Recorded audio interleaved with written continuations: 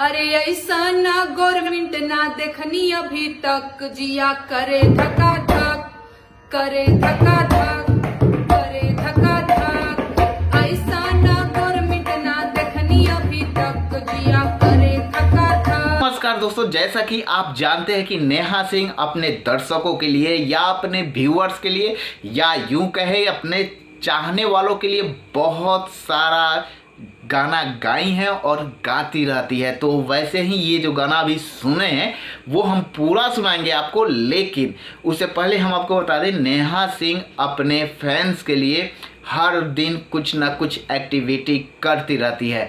तो अभी जो है नेहा सिंह अपने फैंस के लिए ये गाना लेकर आई है जो कि बहुत ही अच्छा लग रहा है दर्शकों को। तो हमने सोचा है कि ये गाना आपको भी सुना दे।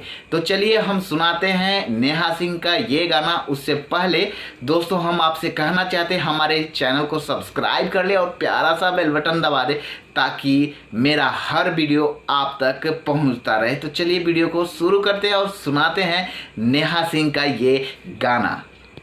अरे ऐसा ना गवर्नमेंट ना देखनी अभी तक, जिया करे धका धक, करे धका धक।